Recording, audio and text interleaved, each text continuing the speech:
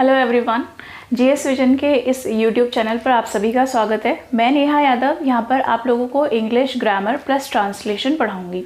तो सबसे पहले आप सभी को कंग्रेचुलेशंस जितने भी लोगों ने ये एग्ज़ाम क्वालिफाई किया है। एआरओ मेंस का उत्तराखंड हाई कोर्ट का जो एग्ज़ाम था, जैसे कि आप सभी लोग अपने सिलेबस से रिलेटेड जो भी चीज़ें उनसे अवेयर होंगे, लेकिन फिर भी मैं एक चीज़ आपको बताना चाहूँगी। इसमें जो इंग्लिश का पेपर है वो 200 मार्क्स का है।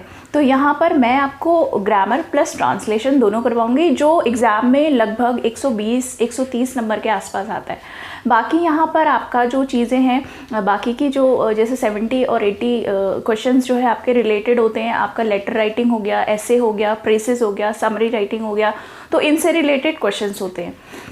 तो बाकी का जैसे ग्रामर हो गया, आपका सिनोनिम हो गया, एंटोनिम्स हो गए, या फिर फ्रेजेस हो गए, या फिर सेंटेंस मेकिंग्स हो गए, तो ये सारी चीज़ें मैं आप लोगों को करवाऊंगी। तो आगे डिस्कस करने से पहले सबसे पहले हम एक बार सिलेबस जो है उसको डिस्कस कर लेते हैं। तो देखिए, आपका जो सिलेबस है एआरओ मेंस का इंग्लिश का, तो इंग्लिश में 200 नंबर की इंग्लिश आने वाली है आपके एग्ज़ाम में, जिसमें से आपका लगभग 120 से 130 नंबर तक इंग्लिश ग्रामर पूछा जाएगा। तो इसमें जो सबसे ज़्यादा क्वेश्चंस होंगे आपके वो डेफिनेटली ग्रामर से है, क्योंकि 200 मार्क्स का जो पेपर है आपका, उसमें 120-130 का तो आपका ग्रामर हो गया है, जिसमें आपका ग्रामर प्लस ट्रांसलेशन दोनों चीज़ें हैं।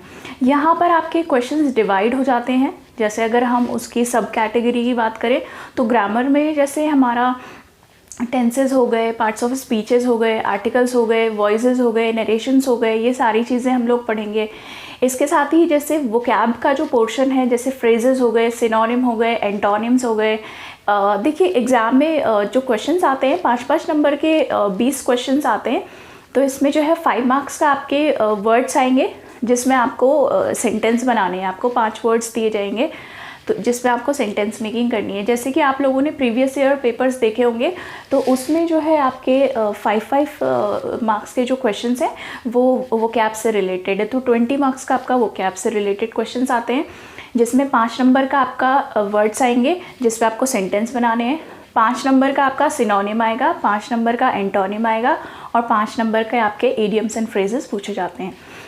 बाकी जो है इसमें आपका जैसे अगर हम आगे बात करें तो 5-5 नंबर के, 10-10 नंबर के, जैसे आपके नरेशंस हो गए, या फिर आपको सेंटेंस चेंज करना है कि जैसे आपको फॉर एग्जांपल सिंपल सेंटेंस दिया हुआ है, उसको आपको कॉम्प्लेक्स सेंटेंस में चेंज करना है, या फिर आपको कॉम्प्लेक्स सेंटेंस दिया हुआ है जिसको आपको कंपाउंड सेंटेंस में चेंज करना है। तो ये सारी चीज़ें हम लोग क्या करेंगे, क्लास में, लेक्चर्स में पढ़ेंगे। तो आज मैं आप लोगों के साथ सिलेबस डिस्कस करना चाहती हूँ। तो देखिएगा, सिलेबस में अगर मैं आपको शॉर्ट में थोड़ा बता दूं, तो इसका मैंने आपको बताया 5 नंबर का आपका जो है वर्ड्स आएंगे, जिसमें आपको सेंटेंस बनाना है। 5 नंबर का आपका सिनोनिम होगा, 5 नंबर का एंटोनिम, और 5 नंबर के आपके फ्रेजेस होंगे। फिर उसके बाद आपका यहाँ पर 40 मार्क्स का ऐसे आता है। 40 मार्क्स पे आपको 700 वर्ड्स में निबंध लिखना होता है, जो कि आपको हमारे जैसे लेटर हो गया, प्रेसेस हो गया, या फिर आपका ऐसे हो गया, वो हमारे जीएस विजन टीम में और भी टीचर्स हैं, वो आप लोगों को पढ़ाएंगे। यहाँ पर आपका दूसरा उसके बाद बात करें तो 20 नंबर का आपका जो है यहाँ पर प्रेसेस आता है। 20 मार्क्स का प्रेसेस हो गया। फिर उसके बाद आपका 5 नंबर का यहाँ पर फिल इन द ब्लैंक्स आता है, जो कि आपका ग्रामर से रिलेटेड ही है, जिसमें आपको वर्ड्स फिल करने होते हैं सूटेबल, जैसे कि वो वर्ब से भी हो सकते हैं, प्रेपोजिशंस भी हो सकते हैं, या फिर कंजंक्शंस भी हो सकते हैं। फिर उसके बाद आपका जो है 5 नंबर का वॉइस से रिलेटेड, जो एक्टिव वॉइस, पैसिव वॉइस हम पढ़ते हैं, उससे रिलेटेड चीज़ें होती है। उसके बाद आपका 5 मार्क्स का जो है नरेशन आता है। नरेशन जो है टेंस के बाद हम लोग पढ़ते हैं, क्योंकि नरेशन जैसे कि नरेशन का मतलब होता है नरेट करना, किसी चीज़ को किसी स्टेटमेंट को डिलीवर करना, जो कि स्टूडेंट जानते होंगे, जैसे डायरेक्ट स्पीच, इनडायरेक्ट स्पीच, उसी को नरेशन कहते हैं। उसके बाद हमारा यहाँ पर सेंटेंस चेंज करने के लिए आता है। जैसे कॉम्प्लेक्स सेंटेंस में सिंपल सेंटेंस आपके पास दिया गया है, आपको कॉम्प्लेक्स में चेंज करना है। कॉम्प्लेक्स सेंटेंस दिया हुआ है, सिंपल में चेंज करना है, मैंने आपको बताया। तो 5 मार्क्स का ये आता है यहाँ पर। उसके बाद हम लोग 5 मार्क्स का यहाँ पर जो है सेंटेंस करेक्शन के लिए आता है। तो अगर मान लीजिए आपने इंग्लिश पढ़ी है, लेकिन एक चीज़ और मैं आपको बताना चाहूँगी, जैसे यहाँ पर सेंटेंस करेक्शन के लिए आता है, तो बहुत से लोग बहुत फ्लुएंट इंग्लिश बोलते हैं, बहुत अच्छी इंग्लिश बोलते हैं, बट एक्चुअली स्पोकन इंग्लिश और the grammar, that means competitive English और spoken English, both are totally different. दोनों बहुत ज़्यादा डिफरेंट हैं, क्योंकि जो हम इंग्लिश बोलते हैं that is related to our conversation. मतलब हमें अपनी जो बात है वो दूसरे पर्सन को क्या करना होता है, समझानी होती है, डिलीवर करनी होती है, और वो हम बहुत सिंपल वे में करते हैं। तो अगर आप ये सोचते हैं कि you are able to speak fluently and you know how to speak, so you can crack the exam. So मैं आप लोगों को बता दूं, कंपटीशन में जो इंग्लिश आती है और जो स्पोकन इंग्लिश होती है वो दोनों ही बहुत डिफरेंट होती हैं। कई बार स्टूडेंट क्या करते हैं कि उन्हें वो इंग्लिश बहुत अच्छी बोलते हैं, फिर भी उनके जो एग्ज़ाम में मार्क्स हैं वो कम आते हैं, एग्ज़ाम में मार्क्स जो है कम आते हैं या एग्ज़ाम क्लियर नहीं कर पाते हैं। तो उसका रीज़न यही है क्योंकि स्पोकन इंग्लिश को ध्यान में रखते हुए वो अपना इंग्लिश का एग्ज़ाम देते हैं। But first of all I would like to make it clear कि जो कॉम्पिटिटिव इंग्लिश है दैट इज़ टोटली डिफरेंट। फिर उसके बाद आपका जो है यहाँ पर 5 मार्क्स का जो पार्ट्स ऑफ स्पीच से रिलेटेड है, जैसे आपका लास्ट ईयर जो क्वेश्चंस आए थे उसमें फिल इन द ब्लैंक्स में आपको प्रोनाउंस फिल करने थे, या फिर हो सकता है कि नाउन करेक्शन से रिलेटेड हो, या फिर आपका एडजेक्टिव फिल करना हो। तो fill in the blanks can be asked from any of the sections. फिर उसके बाद आपका जो है 5 मार्क्स का यहाँ पर वर्ब। देखिए वर्ब यहाँ पर वेरी वेरी इंपॉर्टेंट, बहुत ज़्यादा इंपॉर्टेंट सेक्शन है।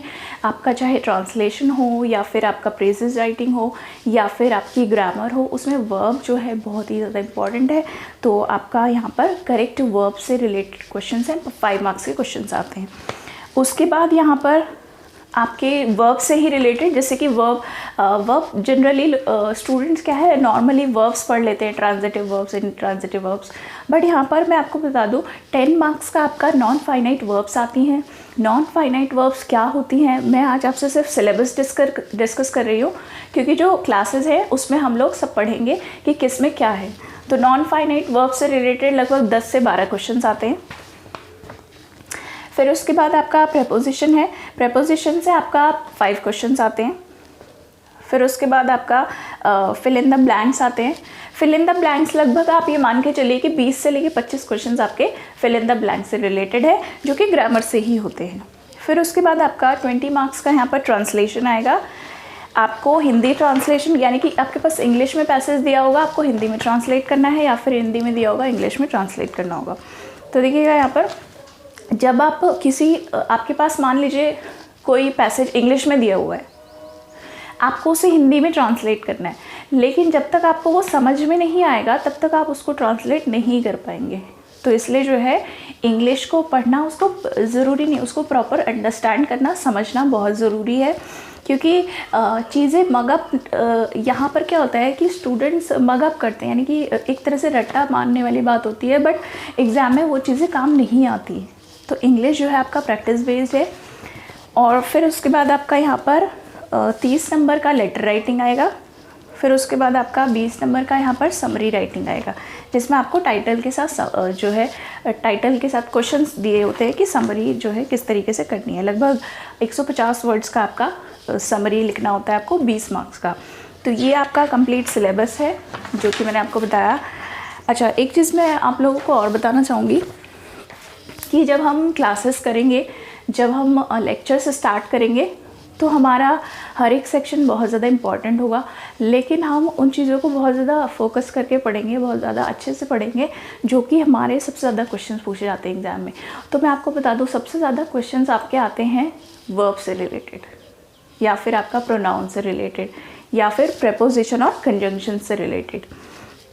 तो ये सारी बेसिक चीज़ें हैं जो आप सभी लोगों को जानना बहुत ज़रूरी है, क्योंकि आपने प्री क्लियर किया है और आप सभी लोग मेंस भी क्लियर कीजिए और फाइनल सिलेक्शन लीजिए। तो उसके लिए जो है आपको एक प्रॉपर गाइडेंस, एक प्रॉपर स्टडी करनी होती है, क्योंकि देखिए पढ़ते सब लोग पढ़ते हैं, लेकिन जो सही डायरेक्शन में पढ़ रहे हैं, मान लीजिए आप इंग्लिश पढ़ रहे हैं, लेकिन आप इंग्लिश में उन चीज़ों को फोकस कर रहे हैं जो कि आपके एग्ज़ाम में उतनी ज़्यादा नहीं पूछी गई हैं, तो आपके पढ़ने का कोई फ़ायदा नहीं हो रहा है। और एक स्टूडेंट है कम पढ़ रहा है, लेकिन वो चीज़ें पढ़ रहा है जो आपके एग्ज़ाम में पूछी जानी है, जो कि आपके एग्ज़ाम में बहुत ज़्यादा इम्पॉर्टेंट है। तो जो आपकी स्टडी होती है वो फोकस्ड होनी चाहिए, प्रॉपर गाइडेंस के साथ होनी चाहिए। तो यही चीज़ें हम जो है अपने लेक्चर में अटेंड करेंगे, यही चीज़ें हम जो है क्लास में पढ़ेंगे। तो अच्छा, एक चीज़ और मैं बताना चाहूँगी आपको कि जो ट्रांसलेशन वाला पार्ट है, जो कि आपका 20 नंबर का ट्रांसलेशन भी आएगा यहाँ पर, तो ट्रांसलेशन वाला जो पार्ट है हम लोग क्या करेंगे, जब भी हम हर एक टॉपिक ग्रामर में पढ़ेंगे तो ग्रामर में हम लोग क्या करेंगे कि ट्रांसलेशन भी, सेंटेंस मेकिंग साथ साथ करते रहेंगे। बट जो कंप्लीट पैसेज का ट्रांसलेशन है, जब हमारे लेक्चर्स सारे कंप्लीट हो जाएंगे उसके बाद कुछ क्लासेस हमारी ट्रांसलेशन की भी होगी, तो आप उसकी चिंता मत कीजिएगा, उसके लिए आप बेफिक्र रहें। यहाँ पर आपको मैं पूरे 120 to 130 जितने भी क्वेश्चंस आएंगे ग्रामर और ट्रांसलेशन से रिलेटेड, उसके लिए हम आपको यहाँ पर क्या करेंगे, तैयारी करवाएंगे।